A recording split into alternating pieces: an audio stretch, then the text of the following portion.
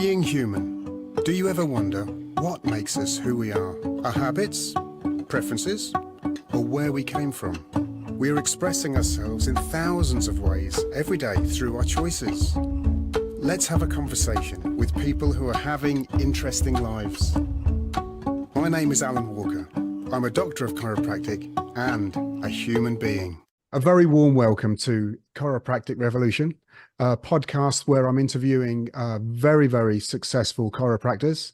And we have a senior chiropractor with us today, a good friend of mine who I've known now for several years, someone who also studied at the same university as me, and he's got a very interesting story to tell, someone who lives in the town of Abington.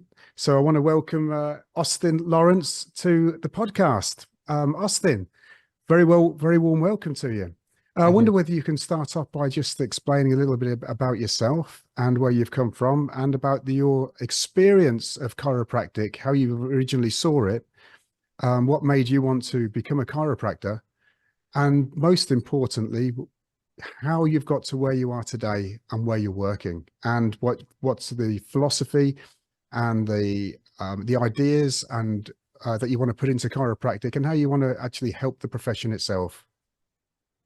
Okay, so my journey into it is very long-winded. So as you know, I'm going to give the Cliff Notes version. Otherwise, this would probably be a 3-hour podcast. So they say that you don't choose chiropractic, it chooses you. I think that's true in my case. I remember my dad was on the committee of a social club in Headington in Oxford, where I'm from. And to get to the social club, we had to walk past Oxford Chiropractic Clinic. And we did that hundreds and hundreds of times. And it was an old house. It was actually owned by C.S. Lewis at one point in the 1920s. So big, impressive house, massive sign on the outside saying Oxford Chiropractic Clinic. And if I recall, it was kind of like dark British racing green kind of sign and just important embossed letters. I didn't know what chiropractic was. I asked my dad and he was like, I was mesmerized by it, drawn to it every time I passed it. And he said, oh, no, necks or backs. And we'd go out to the sidewalk of the social club and you could see the lawn in the back garden. It was immaculate. It was like a bowling green. I was always drawn to it. And so I think it was universal saying, come to us, be a chiropractor. But I'm young and I didn't hear the message. And it wasn't until I'd left school, got a job, then left my job and gone back to college to study sports science, that led to a series of injuries. The worst one, I was running up a hill, Headington Hill in Oxford, and saw my hip flexor really, really bad. Could barely walk or do any exercise for a couple of weeks just as I was about to do my course. But the funny coincidence is that very hill, C.S. Lewis was actually in 1926 going up that hill on a bus. And until then, he was an atheist. But he had his road to Damascus moment on that very hill. I saw my hip flexor. But that hip flexor led to a boatload of injuries that then led me to seeing a chiropractor who was teaching on the course. And then he convinced me to be a chiropractor. So that's how I got into it. I kept pulling my groin, kept pulling my hamstring. I've got chiropractic treatment. And the injuries were a thing of the past. And it was where physio and other therapies had failed. So I thought that was a bit of a weird coincidence. That was your road to greatness, wasn't it, Austin? That was the start. So the injuries, they were a blessing. I just wish I'd suffered a little bit less and got the message sooner. And then I did a personal trainer course after, and then the personal training course and the sports science course got me onto McTimoney degree. So it was so long ago that I applied via fax. Wow. Yeah, a long time ago. So that was 2001. I remember I worked part-time in a chemist. It was a Sunday night, faxed them, had a meeting on the Thursday in Abington at the Clock House opposite where our clinic is now. And they had an open day the next day, and their lectures started on the Saturday. So within a week, I was at college, paid some fees, and enrolled on a 4-year chiropractic degree. And then I was working 3 jobs. So I was working a couple of nights in a late night chemist. I was working reception in a gym 1 night a week, and then full-time in a health food store. And then it was a part-time degree. Met my wife the month later, and then obviously burnt out. as you do, because there's only so many things you can juggle. I then took 16 months out, went back, and then it was a 5-year degree, and it was conditionally accredited, which I didn't know at the time. Got married halfway through the degree and managed to get my wife pregnant on the honeymoon. That wasn't planned. And then had a kid, and then less money coming in, another mouth to feed, and sort of struggled financially. Made some choices which weren't the best, which made things worse.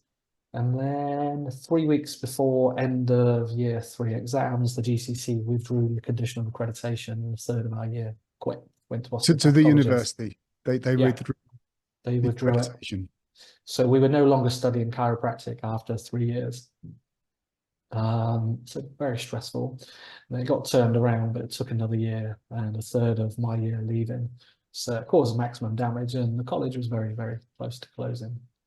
During that time, just, my guardian angel was probably non-existent, on strike, needed sacking. I was involved in a car crash, so somebody blindsided us, went into Central Reservation on a bypass, and the car was written off. And then got a replacement car, and then 2 months later, my wife went to work, come back in a minute later, the car had been stolen, and then 2 days later, been found burnt out in a field.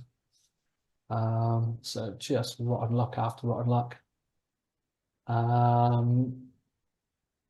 That was round about the time that I think I got in touch with you. Do you remember that original message that I sent to you? I've never met you before. I just heard about the legend of Austin. The Phantom. And then, so we got the accreditation back after a year-long battle. But then by that time, money problems had started mounting up. And then in my final year, I went bankrupt. So I finished my degree, owing 2 years course fees, and couldn't officially graduate. In fact, I failed my clinic exit because I sat in as a patient for one of my colleagues. He'd done all his clinic hours and patient numbers, new patient numbers. They let him do his exam early. He couldn't finish any early, but he could get out of the way. They then, when it was my turn to do the exam, they gave me exact same questions. And I didn't revise them because I think my thought was they wouldn't be stupid enough to give me the same questions, would they? And they did. So the biggest exam of my life, I absolutely flunked it. So I retook it 2 months later, and I had a tooth abscess. So I took it absolutely off my nut on codeine. And I'm really sensitive to it. So I was going in waves of like sickness, nausea, and then euphoria, just waves going up and down like this. Kaleem, he was the tutor, and he was absolutely grilling me. And it was capped at 40% because it was a retake. And I was thinking, I've done enough, just let me pass. And he just kept grilling me. And I aced it. But I knew I owed 2 years fees, and I wasn't going to be able to practice anytime soon. So that was the most anticlimactic day of my life. I went to change from my tunic, get my regular clothes, and I just broke down crying. And I couldn't even have a beer to celebrate. I was on so many medications. I was on the one antibiotic you cannot drink on. So I went to Tesco and bought a microwave curry, and that was my celebration for passing. It's tough times at university. It really is. I think it's really brought us to strain, take you to new limits. And if you're in a relationship, it can strain relationships. And then this is the Cliff Notes version of what happened. So I actually didn't know between when I finished and when I was allowed to practice and sort everything out and pay all the money off, it was another 11 years.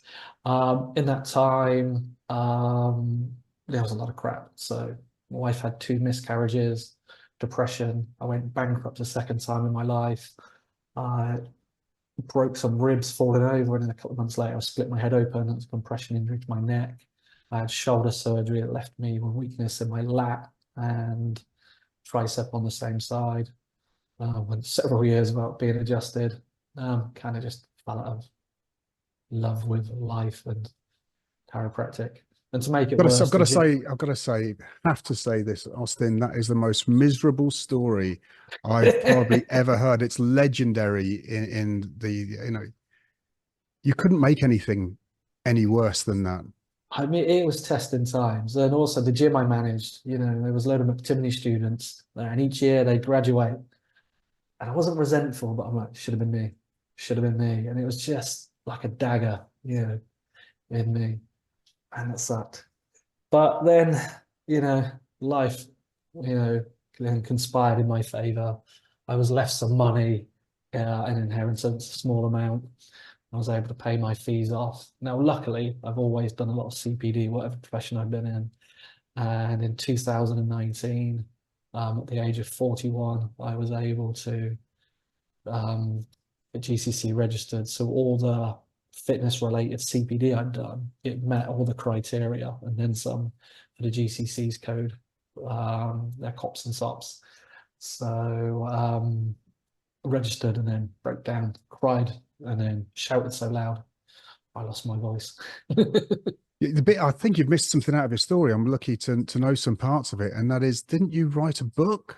I wrote a book on back pain. Yeah, so that was back in 2011, 2012. I went to Thailand. So things had started to get all right then. So I was using my knowledge. I wasn't a chiropractor, but getting a name in the fitness profession, in the fitness industry as a back pain guy.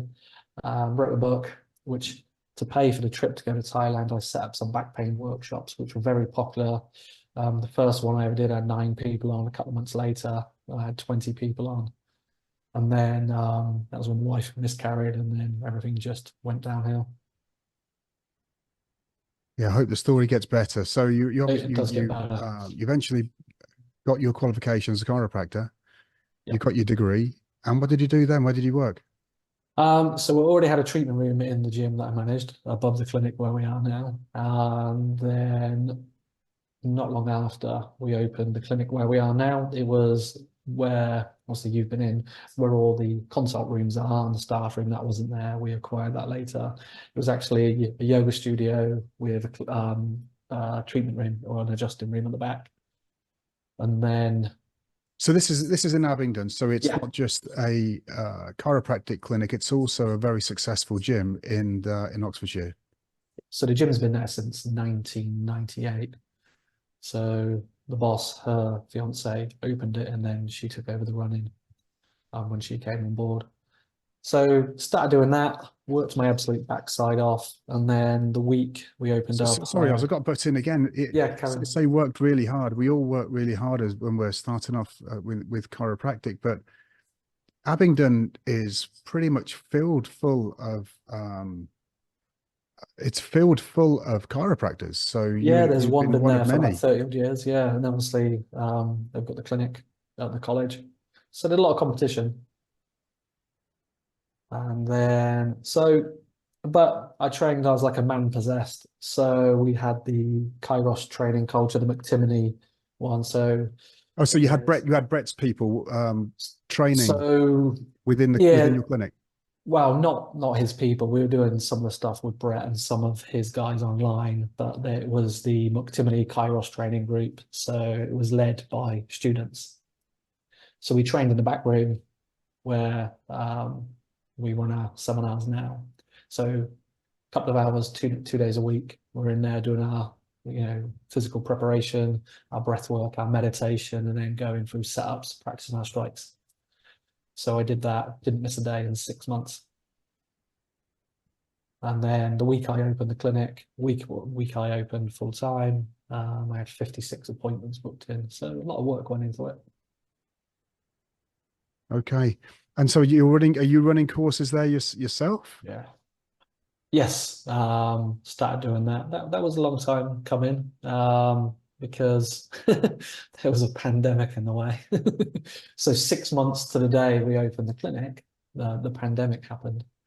So 6 months into practice, the global pandemic shut us down. So testing times. So from my first starting my chiropractic journey to being able to register and practice, it was an 18-year journey, and then 6 months later, global pandemic, and we had to shut. You couldn't make it up. Do you remember the bad luck Brian meme? Yes. Yeah. That's me. Yeah. Yeah. Waits 18 years to be a chiropractor, and 6 months in was a global pandemic. But after the initial shock, I was like, do you know what? I waited 18 years for this. We didn't know how long it was going to take. It was 3 weeks to flatten the curve, wasn't it? It turned out to be a bit longer. But we shut for several weeks. I mean, several weeks compared to 18 years was nothing. That was a blip. But what I did in that time, got the initial panic out of the way, and then I went, right, I'm not gonna sink, gonna swim. I got my hands on everything I could, chiropractic philosophy. I was going on YouTube, searching chiropractic philosophy. I was watching hours and hours of Arno Bernier, Tim Young, and just absolutely absorbing it. We opened back up, and then that was so we closed in March, opened back up first week of May, didn't do any advertising, and then got lots of referrals just from people knowing about us. And then 100% Roth conversion in that month, and everyone paid up front. Yes, And then so once I did this, you've obviously, like I have, you've met and worked with Tim Young, and been trained with him, but with Arno Bernier as well. You've spent some time no, with him, or no, it's just watching his stuff online. yeah, Just but what both of them, I actually was fortunate enough to get the opportunity to interview them last month and the month before, so that they should be on this podcast as well very excellent. shortly. Good. Looking forward to that. Yeah, so it's closed for several weeks and a WTF moment. But then when things opened up, I trained like a man possessed. I've lost count. I think the last course I did was my 50th chiropractic event since coming out of lockdown. I went on every adjusting course possible, and pregnancy, pediatrics, obviously osseous adjusting, syntropy, multiple times. Tim Young and Tim Young's coaching group.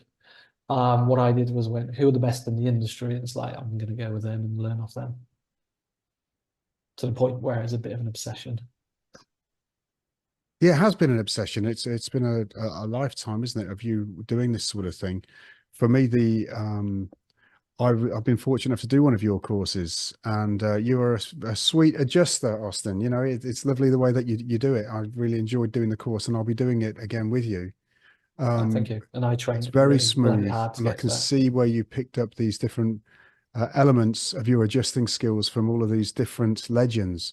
And so you're someone who has written a book, and now with these adjusting skills and all this experience, you've got more years of experience working with people's bodies and working possibly using some chiropractic skills than what people have who've probably been working about the same amount of time. So if you look at the sort of 2010, 2011, is that when you said that you were originally finished university? I'm just trying to get this time No, scale right. so It is unusual.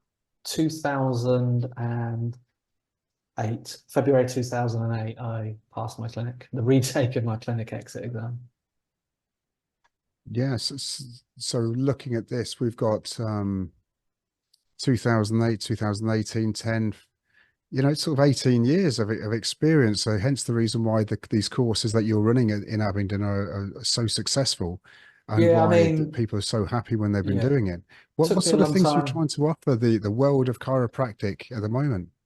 So we also, after the GCC proposed and then went ahead with it, that they were taking the word subluxation, innate intelligence, vitalism out of the teachings in the college, and then they wanted to take away the philosophy.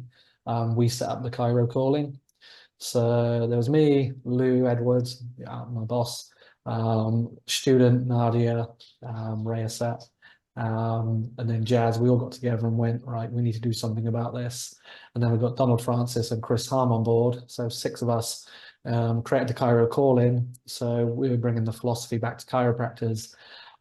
We knew it was going to be big. I remember going back to work one Saturday afternoon, my wife saying, what are you going to work for? It's 3 o'clock on a Saturday afternoon. I went, this is important. I don't know how big it's going to be, but I can see that this is going to snowball.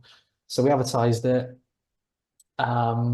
Straight away, we sold about 20 tickets. So we charged like a tenner for the students, because if you don't charge, they don't turn up. but we don't make any money from it. In fact, we lose money because we sponsor students to go to UCA, Cairo, Europe, etc. So we did that. And then we had chiropractors saying, hey, I want to attend this. So first one we did in Abington, we had 20 on it. The second one we did in a pub in London. We had about 30 odd. The next one was in Bournemouth. It was meant to be in someone's clinic, but it got so big we had to go to a local church. We had 40 plus.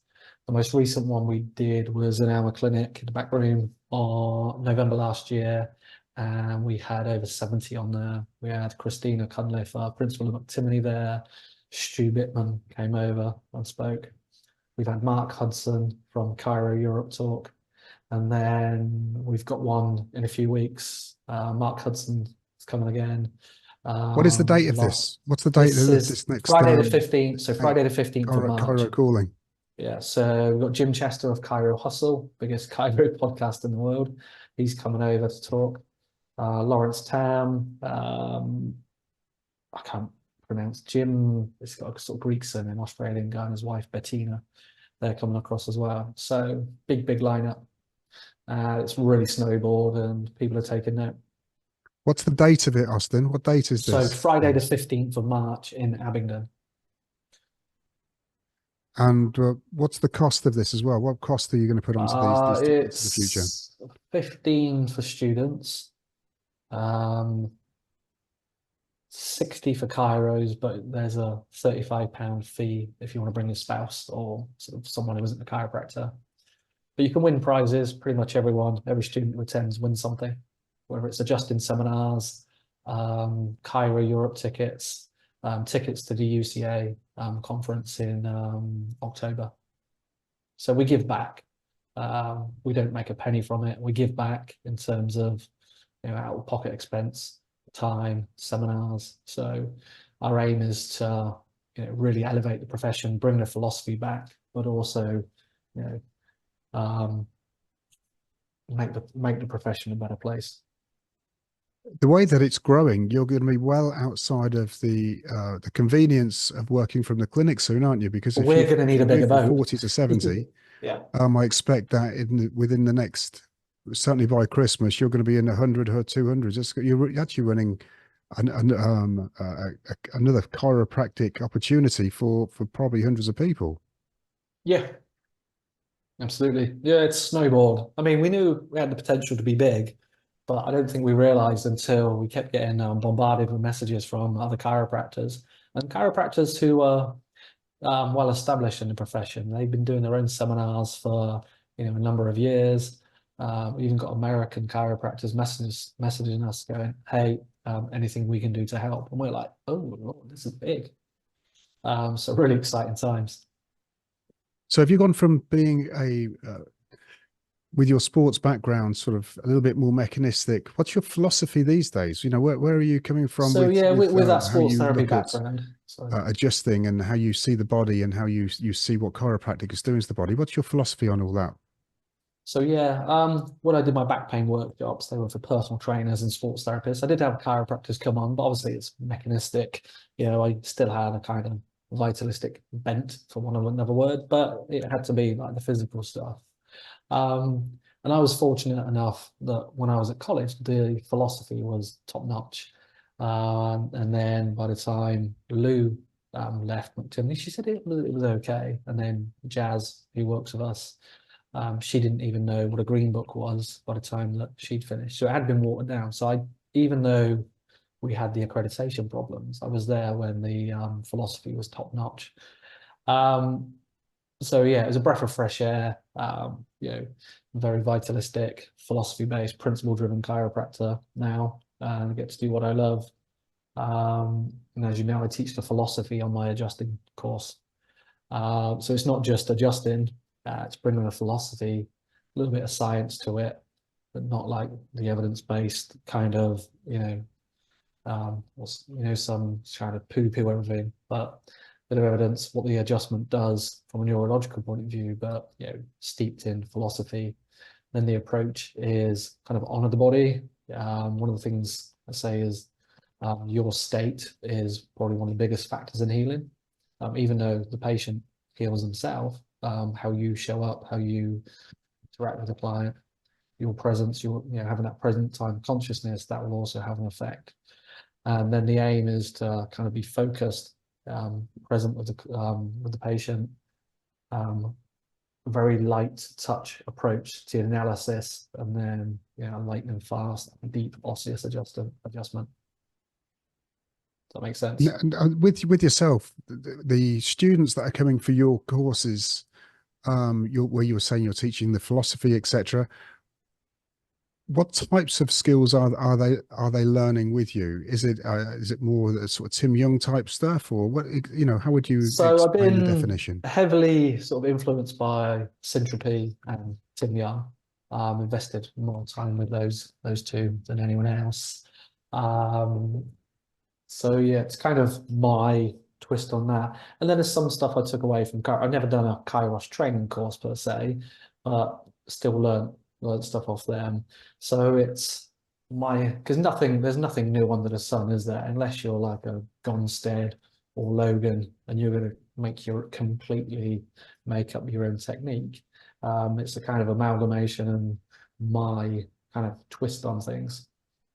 So it's being present, very specific with your adjusting, honoring the body, most adjustments. I'm quite sensitive, quite a sensitive nervous system. I don't like a heavy-handed. I love an osseous adjustment, but I don't like people being heavy-handed. You've had them where you've been twisted and wrenched and basically manipulated, and it's not nice, is it? And my approach is there's an analysis. So there's biomechanics, there's what we call a biotensegrity analysis, which is all very light. That starts with putting the body at ease, and then a very specific fast adjustment. No, without doubt, it is a very specific fast adjustment.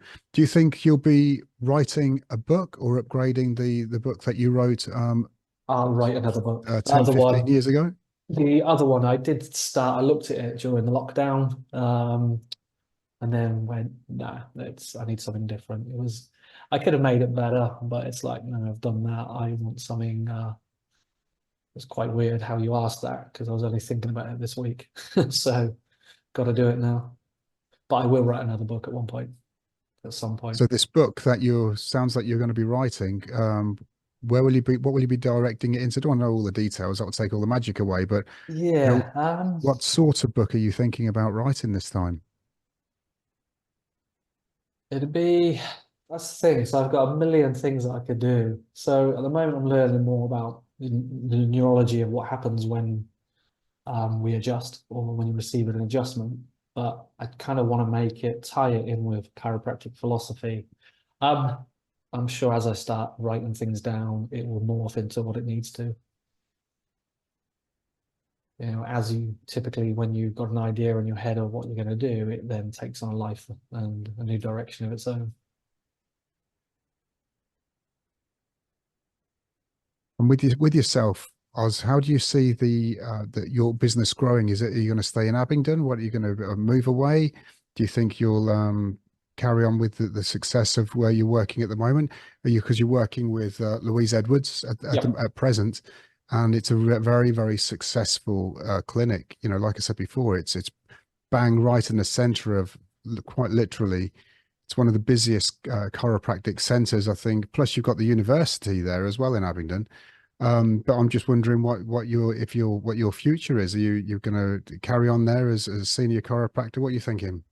So short term, Lou does the day 1, day 2 patient communication seminar, and then the same weekend I do the philosophy and art of spine adjusting. So they seem to be working very well. So short term, obviously, as well as serving my patients, is to push those. So my aim is, I want to, by the time my aim is to never retire. I could never imagine not adjusting. So I'm gonna do this chiropractic thing until, the day I drop or my pisiforms fall off. So my aim is, to make the profession better off, for me being in it, if that makes sense. And if I was to move, I think I'd move abroad. Fancy somewhere Yes. warm. So, probably like me, you believe that the chiropractic profession is going through the roof at the moment. You know, that we're getting more and more clients and referrals coming through within our clinic, and it seems to be the same with my other friends throughout the country. Why do you think chiropractic has become so successful? I think the pandemic helped. You see, I mean, the NHS is in a right state. I mean, you can't even just pop in to make an appointment. You have to go in a queue. I mean, I'm fortunate enough that I've not been to my GP in 8 years. Um, but you can't get a doctor's appointment for love nor money. And then, physios don't touch people anymore. They don't even assess them. They just go, okay, you've got shoulder pain. Here's some cookie cutter exercises. And people like that connection. People crave it. We're social mammals. Um, and then the pandemic hit and people lost that connection. The very thing that we crave, social bonding, was taken away. And the thing that you want to connect with was another human, was the thing that was going to spread the most deadly virus known to man to you. So we stayed, we were allowed to work the majority of the pandemic, with PPE, but we could still connect with people, still touch. I think people liked that. Um, and I think slowly, people are seeing that, the scamdemic for what it was. It, even the average person is going, this doesn't make sense. The chiropractors and the whole were quite vocal. They were anti-lockdown, um, questioned the vaccine. And I think people are slowly coming around to that. And, it's probably social media as well. You get lots of videos online. People are seeing all the cracking videos. And even the ones where they don't look good, they're still 90% positive comments. So there's probably a multitude of factors why it's more popular now. Yeah, I mean, so we're both in perfect agreement there that chiropractic has been a very busy profession and become busier and busier year on year. But there are some chiropractors out there that are suffering, and very, very few. And when I've looked at them and I've tried to help them, I've realized there's a few things that they're not doing correctly. They're not seeing the philosophy. They're not understanding what people need as well as they should. But with the course that you're running at the moment in Abington with Louise Edwards, what do you think your courses can offer to these people to actually help them turn their business around? That's the thing. It's the chiropractors. There was the same pandemic in every city. We had a local chiropractor. We'd been open months. We shut for 5 weeks full time. Opened 2 weeks part time. We've been open like 3 months, and he's still doing videos online, going, "Oh, I don't know when I can open again, but as soon as I can." It's like you can open the minute you decide to open. But a lot of chiropractors, they don't believe in chiropractic. They've got lots of stuff they add on. Um, but the adjustment is everything. I mean, you're touching when you adjust someone, you're touching their soul. I mean, the whole purpose of chiropractic is to connect man the physical with man the spiritual. Um, you know, it's everything. So it's a soul to soul connection. And you amplify life. You do a specific well-intentioned adjustment. You amplify life. And a lot of people, a lot of chiropractors, they don't get that. And they're the ones that tend to suffer. And it's a travesty because we've got this amazing healing profession. And some of the chiropractors, they don't believe in it. And they think the philosophy is, oh, that's old. It doesn't matter. It's not of any importance anymore. But it underpins the adjustment, and the philosophy is what separates us from other professions. It Bit of completely an unusual underpins. question for you, Roz, but when you've got a new client coming to see you and they haven't been referred, so they've just sort of they have a spine problem, maybe it's a neck, maybe it's lumbars, they've got pain as far as they're concerned, there's something going wrong with it. With yourself, how do you explain to them what's actually going on and how the nervous system is being changed with an adjustment? So you have to use simple layman's terms. You don't want to confuse people, but your brain is communicating with every cell in your body via the nervous system. And then if joints are not moving properly, there's too much stress in that joint, and that interferes with that brain to body, body to brain communication.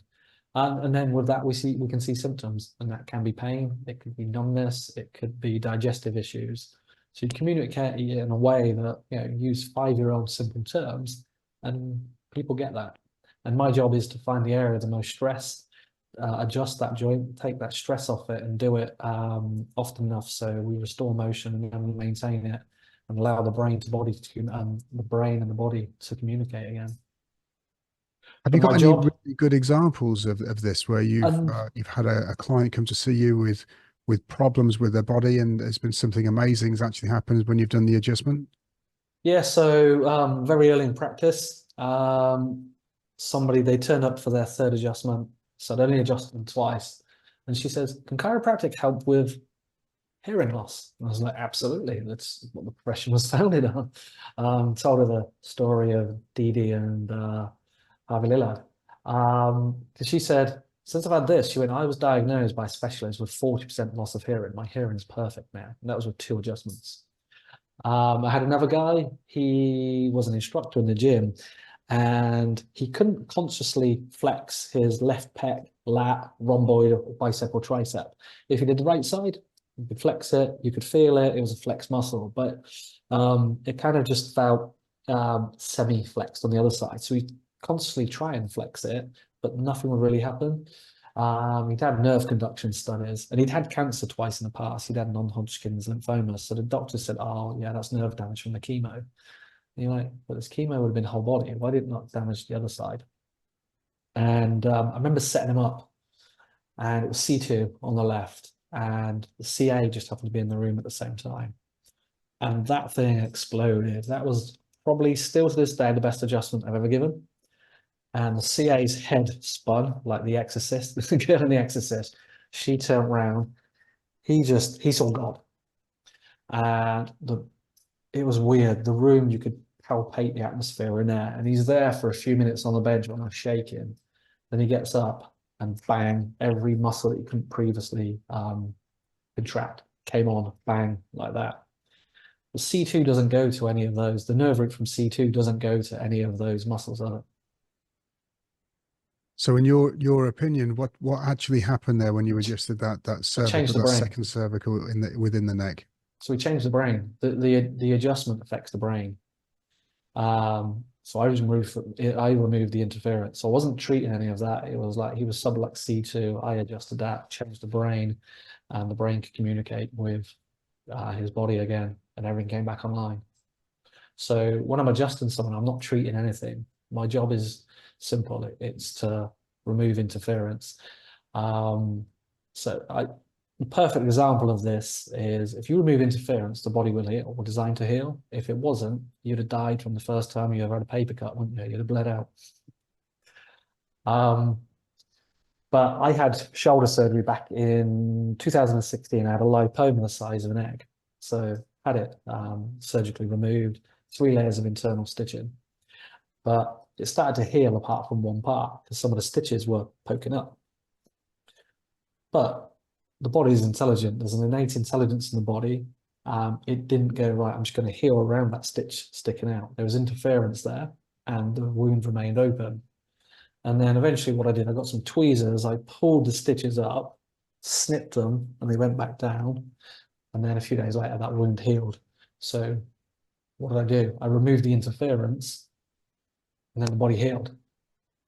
So you're saying that the body was reacting to something that was foreign, a foreign object in it, and only when you removed it, it could actually heal around it. So it wouldn't heal around it. It's not like it went, okay, scar, and we just let the stitches stick out. There's an intelligence there that said there's interference there. I'm not going to heal until that interference is gone. It took the interference away by cutting the stitch. A couple of days later, it started to heal over. And that's what I do with chiropractic. We find the interference in the spine and the body will heal. So even when someone comes in pain. Austin, listen, it's been really amazing having you on. Whenever we speak, I'm always full of gratitude. Thank you. I'd hope you'll come back on again. If we leave it probably 6 months, yeah, I've absolutely. got a funny feeling there might be a book might have started. And if you do the book, I'll be one of the first people to buy it, Austin. There's no doubt about that. But I want to thank you very much for taking the time out to come on the show. If you've pleasure. enjoyed the podcast, then please like, share, subscribe. That'd be great. Austin, thank you very much for coming on. It's been a real pleasure, Alan.